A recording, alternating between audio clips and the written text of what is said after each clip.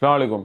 आज भी market halt हुई, लेकिन अच्छी बात यह है कि मार्केट आज पॉजिटिव साइड पर हॉल्ट हुई है 5% के ऊपर, क्योंकि आपको पता है कि हॉल्ट हो जाती है एक घंटे के लिए मार्केट बंद हो जाती है।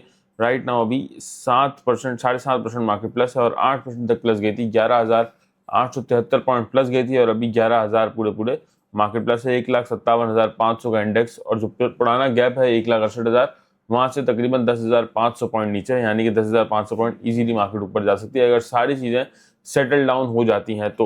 अब टोटल हम पॉइंट्स कंट्रीब्यूटर देखते हैं अगर, तो उसके अंदर कमर्शियल बैंक्स हैं जिसके 3,500 पॉइंट ऐड हुए हैं, फर्टिलाइजर के 1,500, ऑयल एंड गैस के 1,200, सीमेंट के तकरीबन 1,000, इन्वेस्टमेंट बैंक जिसके अंदर एंग्लो एच आता है 800 पॉइंट, पावर जनरेशन के अंदर आपको आता है मेन 600 पॉइंट, टेक्नोलॉजी में सिस्टम आता है, ऑयल एंड गैस मार्केटिंग, और इस तरह से तमाम सेक्टर्स के अंदर आज अच्छे खासे पॉइंट्स ऐड हुए हैं। अगर कैप वॉच देखते हैं हम तो अच्छे खासे आइटम कैप भी लगे हुए हैं, यानी कि बाइंग प्रेशर जो है आज मार्केट के अंदर अच्छा खासा है। लेकिन स्टिल जो मार्केट इतनी ज्यादा गिर गई है तो यहाँ पर लोग कुछ ना कुछ प्रॉफिट टेक भी करेंगे। अब आज की स्ट्रेटेजी आपने ये करनी है कि कल जिन लोगों ने बाय किया है, परसों बाय किया है, जिसके शेयर्स प्रॉफिट में आ गए हैं, तो उनके अंदर आप 30, 40, 50% तक आप शेयर सेल कर सकते हैं। 100% आपको सेल नहीं करने, क्योंकि जिस तरह से मार्केट आज क्लोज होगी और जिस तरह से सारी जो है वो इकोनॉमी की चीजें जा रही हैं, ऑयल की रेट वापस से कम होना शुरू हो गए हैं, इंटरनेशनल मार्केट भी सेटल डाउन की तरफ है, वॉर भी खत्म होने की तरफ जा रही है, अब तक खत्म नहीं हुई है लेकिन, तो इस तरह से आपके पास कैश होना जरूरी है और अगर खत्म हो जाती है तो फिर आपके पास शेयर होना भी जरूरी है।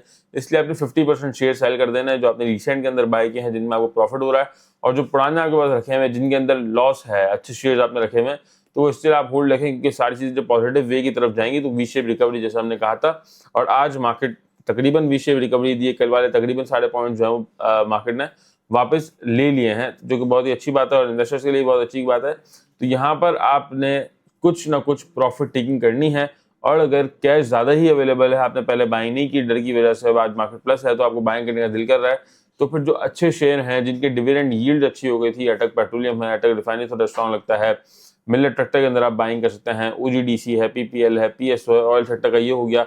इसके बाद फार्मास्यूटिकल सेक्टर के अंदर गैलेक्सो बाय कर सकते हैं। एजीपी हमें बहुत तेजी लगती थी, ऊपर भी गया था लेकिन खैर मार्केट के प्रेशर की वजह से नीचे आ गया। एजीपी आप बाय कर सकते हैं। सीमेंट सेक्टर के अंदर मैपल लीफ सीमेंट हम कल कह रहे थे और आज अपर कैप लग गया। लकी सीमेंट बहुत स्ट्रॉन्ग है।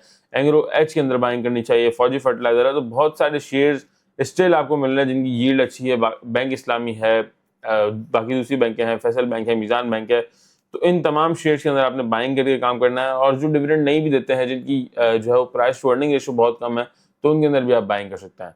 तो मार्केट के अंदर आप कोई भी घबराने वाली सिचुएशन नहीं रहती है। ऑब्वियसली जंग का प्रेशर थोड़ा सा आ सकता है, लेकिन स्टिल आपके पास कैश भी होना चाहिए थोड़ा, और शेयर्स भी होने चाहिए।